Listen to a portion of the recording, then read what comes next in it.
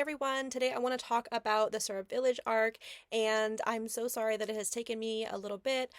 This past month and a half has been absolutely crazy, but I promise I will be much quicker on my updates in the coming weeks. I did post part one of my deep dive on TikTok, so I am going to be editing it into this video. So if you have seen it, please feel free to fast forward until the second part of this deep dive. We're going to make a short one, and I'm only going to touch on one aspect of Syrup Village. So what I want to focus on, like I always do with every deep dive, is the title. So this title is Syrup Village, and you're going to be like, Becky, that's ridiculous. Why is syrup so profound? What is syrup? It is sticky. If you put syrup in your hands are going to be stuck, right? Okay, let's keep that in mind. In Syrup Village, we meet Usopp. Now, Usopp, to me, is very stuck. He is stuck in his situation, waiting for his father to come back, who doesn't. He is stuck caring for Kaya. Now, I'm not saying this is a bad thing. He does want to be there, but he's stuck. He can't leave because he cares about Kaya. He wants to make sure that she gets better. He's not going to leave her on her own. So he's basically stuck in Syrup Village. I think meeting Gaimon before, who was stuck in the treasure chest, is kind of foreshadowing this a little bit, because they meet Gaimon. Gaimon is stuck in this treasure chest, can't get out, and then now suddenly they go to Syrup Village and they meet a character who is not physically stuck, but more emotionally stuck, mentally stuck, and in a point in his life where nothing's really going his way. Now, Usopp meets Luffy and Zoro and Nami, and he expects them to just laugh at him, but they decide to help him. They're like, we're not laughing at you, we actually have your back. And I think this kind of really gives Usopp the courage that he needs to come up with this crazy plan. And this crazy plan involves oil, putting oil down kind of the slopes so that they can defeat the enemy. Something that I think is actually really, really funny about this is here, it's dawn. Romance Dawn was the arc that Luffy sort of found himself and is going on this grand adventure. And now we are at this point where Usopp's plan and his kind of way to get himself unstuck using this oil, it's happening at dawn as well. So I think that's a really, really interesting connection between those two arcs. Now, why is oil significant? Oil, if you want to get makeup off your face, you're going to use oil. If you want to have a massage, they're going to use oil. Oil is a lubricant. Oil is used for cleansing. It is used for removing something that you don't want on your body or on a tool. Oil has also been used in rituals around the world to kind of cleanse and purify the spirit. In many cultures, many religions around the world, oil is very significant. And I think this oil symbolizes getting someone not necessarily physically unstuck, but also mentally unstuck, emotionally unstuck, spiritually unstuck.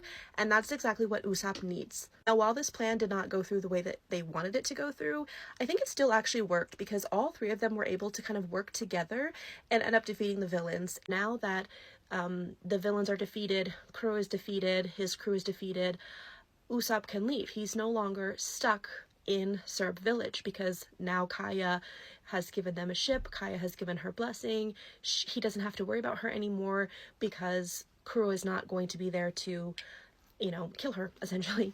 I think this is really what Usopp needed in order to unstick himself from his situation. Now he has these people who believe in him when no one else really did.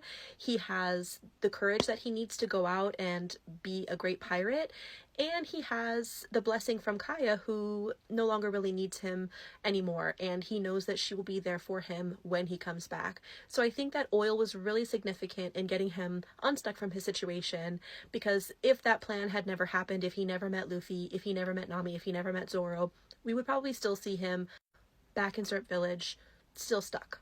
So I want to talk now today about Kuro, and specifically I want to talk about the connections to The Black Cat by Edgar Allan Poe. So I think Syrup Village is kind of a funny arc, but I think that it's actually quite scary as well. Now, Kuro reminds me so much of the narrator from Edgar Allan Poe's The Black Cat, because they are kind of built on the same idea of being this polite monster. Now, at the beginning of The Black Cat, the narrator goes out of his way to tell us just how gentle he is, how much of a good person he is, how much he loved animals, how calm he is, how reasonable he is. He really frames himself as someone that we should trust. He is a very, very unreliable narrator. The horror isn't that he becomes violent later, it's that the violence was always there. And I think Kuro is doing the exact same thing. Kuro is very refined, he's very polite, he's very soft-spoken, he's perfectly composed, he's the ideal servant that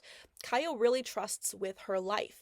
And he's really the kind of person that fades into the background because everything about him feels very orderly, feels very safe, feels very normal. I think just like Poe's narrator, that is just camouflage. He's just really hiding the monster that he is underneath. In The Black Cat, the narrator just wants a quiet domestic life. He gets married, he has a stable home, and he just really wants to do what he wants to do, but without being questioned. And Kuro's idea of retirement works kind of the same way. But Kuro just wants no crew, no responsibilities, no witnesses, no consequences. He doesn't want to change. He doesn't want redemption. He just wants to erase his past. And that includes all of the people who trust him the most. In The Black Cat, the narrator has this cat named Pluto that he really loves. Now, it's interesting that Pluto is the name of the god of the underworld. Now, he does eventually kill Pluto.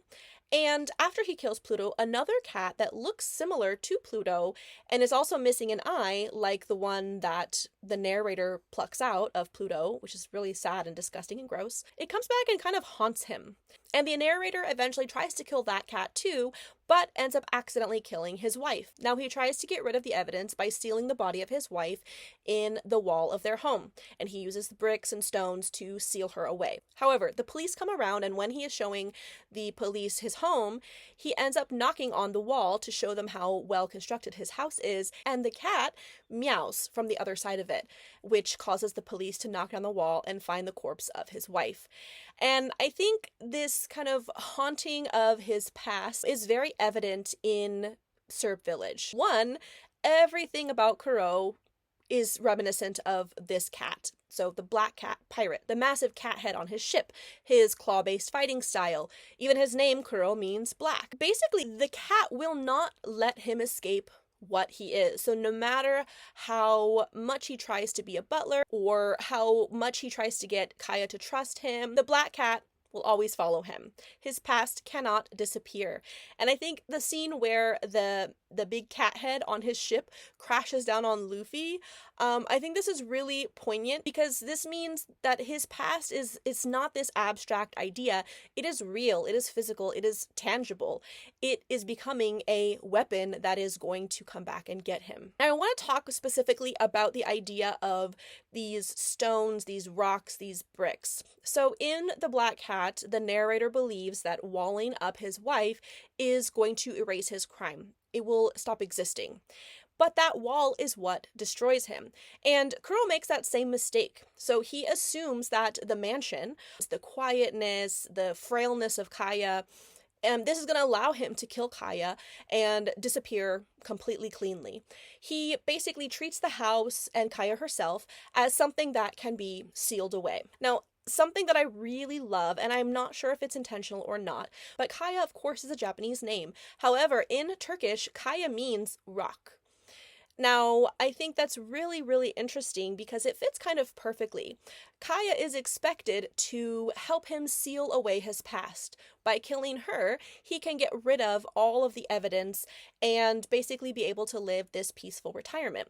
However, Kaya becomes the thing that he underestimates and essentially causes his downfall. She survives, she confronts him, she has Usopp and Luffy and Zoro and Nami and everyone by her side, and that ends up causing Kuro's downfall. So basically, that structure of the wall, that those stones, those rocks that he counted on to hide his past is what ends up essentially defeating him, similar to the narrator in The Black Cat. And the last idea that I want to bring up is this kind of domestic horror. There's a core theme that the scariest things are not necessarily on a battlefield. They happen right there in your home. So in the Black Hat, the family house is the site of those murders. And in Syrup Village, that quiet, peaceful manor becomes a site of a planned slaughter, which doesn't happen because, of course, Luffy and the crew step in and prevent that. But Kuro doesn't go after rivals. He doesn't go after his enemies. He's targeting a sick girl who trusts him completely, someone who sees him basically as family.